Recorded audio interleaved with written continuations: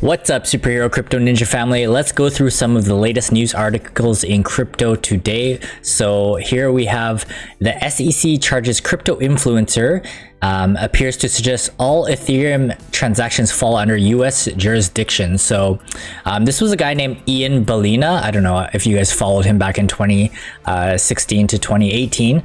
He was promoting a lot of ICOs, and looks like the SEC finally went after him for crypto that he was involved in 2018. So this is pretty crazy that they actually go back in time and catch people like this, which is very interesting. Probably for the good of everybody, because we shouldn't be pumping shit and not telling that we're involved in it. So this had to do with the Spark token. So basically, the main thing here is that Ethereum might be in big trouble, because in this filing, they did slip something in there that mentions that Ethereum is basically going to be under US jurisdiction. Now, let's go through this. So it says, in a complaint filed with the US District Court for the Western District of Texas on September 19th, the SEC says it is taking legal action against Balina for allegedly promoting and selling the crypto asset, which the regulator claimed is an unregistered security, which I'm sure it was. So here it says, this SEC further accuses the YouTuber of failing to disclose the amount he received from the coin issuer software development firm Sparkster, and having his own unregistered offering of Spark. Although he agreed to receive a 30% bonus from Sparkster on the tokens he purchased in the Sparkster offering, Balina never publicly disclosed the consideration he received for his promotion. So this is why it's very important for you to disclose whether this is if you are promoting some shit, whether it is a paid promotion or not. So Balina also organized on Telegram an investing pool of about 50 individuals. After he agreed to purchase Spark tokens from Sparkster, Balina offered members of the investing pool the opportunity to purchase Spark tokens for him upon their release. The offering, which was conducted through Ethereum's network, raised $30 million from nearly 4,000 investors from the US and abroad who paid in ETH. In a bid to establish US jurisdiction over the case, the SEC basically slipped in there, saying that Ethereum-based transactions are deemed to have occurred in the country because a large percentage of the network's nodes are based here. So this is very interesting. If the SEC wants to control Ethereum, which it sounds like what they're doing here, saying that most of the nodes that we're mining or the network's nodes were in the US, then it'll be very interesting to see how this case unfolds. And again, it was something that happened in 2018. So yeah, again, let's keep an eye on this. So the next article we have here is MicroStrategy ignores Bitcoin sell-off rumors, splashes $6 million on an additional 301 Bitcoin. So looks like Michael Saylor is going a little bit crazy with his buying of Bitcoin, which is good for the Bitcoin space, I guess.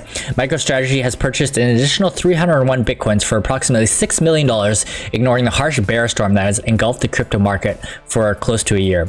According to a Tuesday filing with the Securities and Exchange Commission, the Bitcoins were purchased between August 2nd and September 19th at an average price of $19,851 per unit. So right now we're slightly below that. You can see on the left side of the screen here, we're at 18,000 something.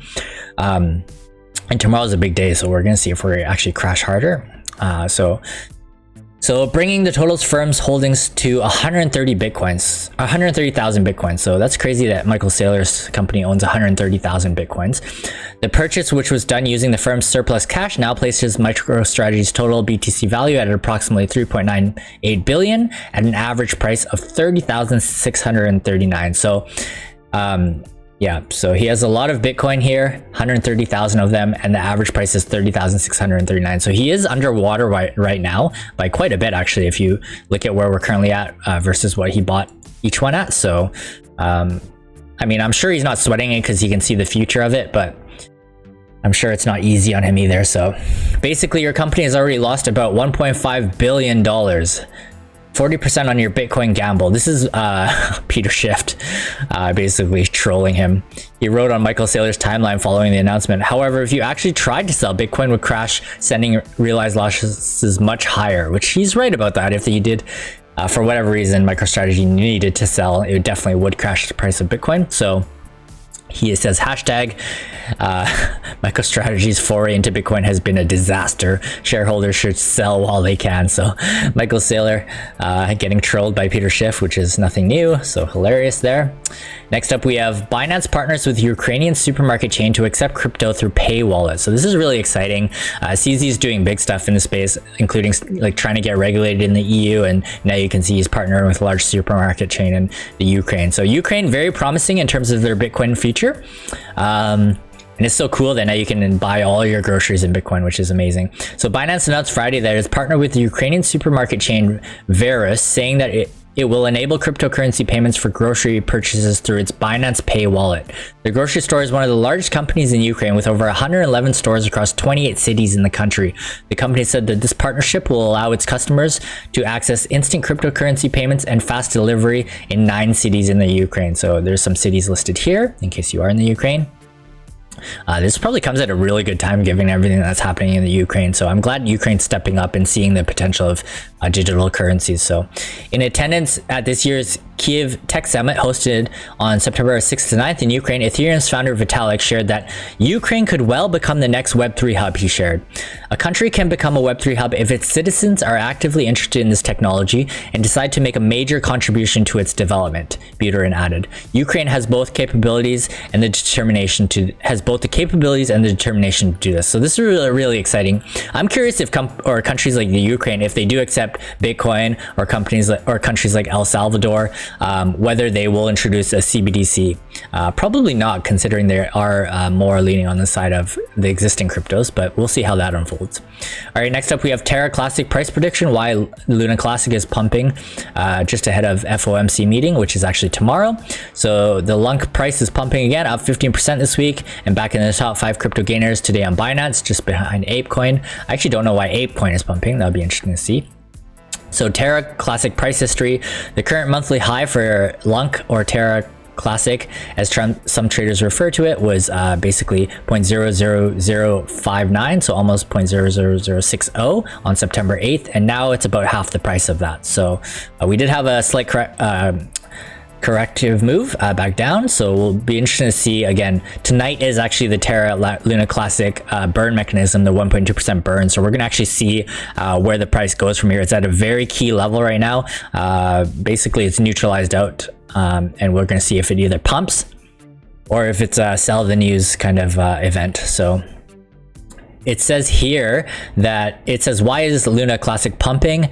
Part of the appeal of Terra Luna Classic is as the original Terra Luna and now owned by the community, with Dogecoin not being involved. So here it says LUNC is not affiliated with Dogecoin, which is probably good because he's right now being searched for to be put in jail. Only Luna 2.0. LUNC is run by the community now. The official 1.2% burn starts tomorrow, so people are loading up their bags right now, including myself. I have a lot of LUNC. I have over 100 million. The founder of Terraform Labs is now reportedly a fugitive on the run from South Korean prosecutors, although he's denied that rumor. Doquan's basically saying he hasn't received any threats about arrest.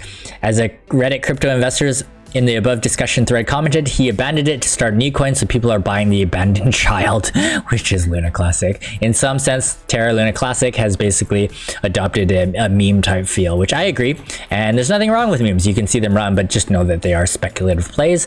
But you have to know that Shiba Inu and other speculative plays have really made a lot of millionaires in the past, so interesting to note. Next up, we have the Federal Bank of India seeks a phased implementation of the digital rupee. So it looks like the Bank of India is really taking the CBDC quite seriously now.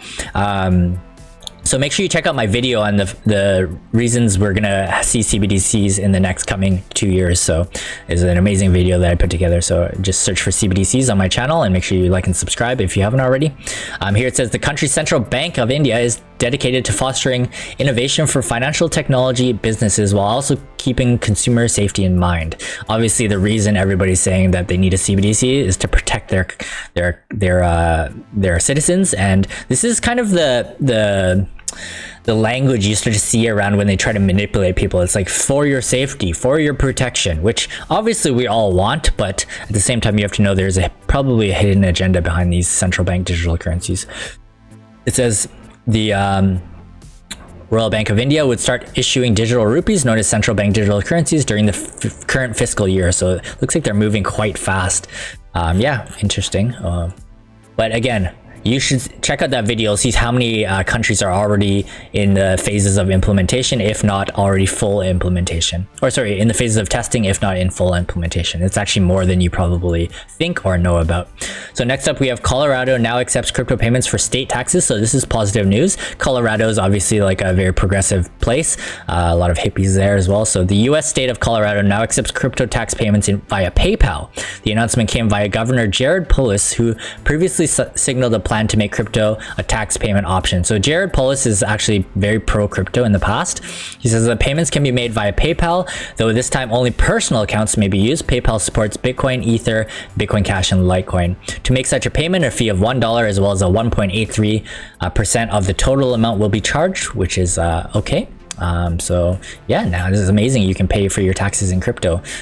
Keep in mind that if you are not paying taxes on crypto, you probably will be caught if you pay for your taxes in crypto. So I know a lot of people are probably tax evading, which is not the best thing. If you're going to tax evade, you should probably look at moving to a different country.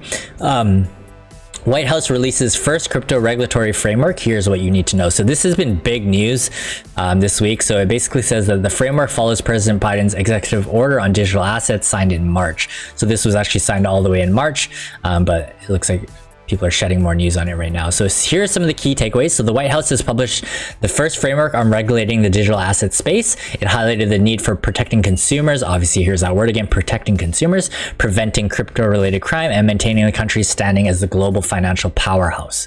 It also shed further light on the government's potential plans to launch a CBDC. There you go. So similar to India, we're protecting the people. The White House published its first ever crypto framework on Friday, covering the key areas of the cryptocurrency space the Biden administration wants to focus its attention on. The move follows President Biden's executive order on ensuring responsible development of digital assets, signed in March. So yeah, it'd be interesting to see how this evolves in the next coming year. Yeah, I'm always very curious whether the current cryptos are going to crash when the CBDCs are announced, or they're just going to skyrocket, because I wonder if they'll be able to trade crypto for these government ones. I doubt it, but we will see. So, and finally in news today, we have community celebrates Ethereum merge. So this has already happened, and the improvements so far. So basically there's two main improvements. It says Ethereum developers have been hard at work towards a merge for about 2 years now. In that time, there have been multiple delays and setbacks, but the team has been able to scale through the issues and finally make ETH proof of stake a reality. So congratulations, Ethereum team. Even though it's been less than 24 hours, there are already some significant improvements being recorded by the network. In a retweet posted by Buterin, it is noted that there was only a single missed block in a row of 100, which is miles above what was recorded previously for the proof of work mechanism. So that's good. A little bit technical for me. I don't know what a missed block means, but that sounds good that it's miles ahead of what we did previously. So here it says the ETH issuance rate had turned deflationary just minutes after the merge was complete. So this is really good. Now ETH is deflationary, which means the price should moon, however slowly. Even at the time of this writing, hours later, Ethereum continues to maintain this deflationary rate with 114.42 less ETH in circulation just after 5 hours of the upgrade. And then the second advantage is basically the move to proof of stake has less energy consumption by more than 99%. And Justin Drake estimates that this move alone will see the worldwide electricity consumption drop by 0.2%, which doesn't sound like a lot, but it actually is when you think of how small crypto is right now. So this is really exciting. Again, gas fees are still really high, which is why we still need layer 2 scaling solutions for now, which is why you should subscribe.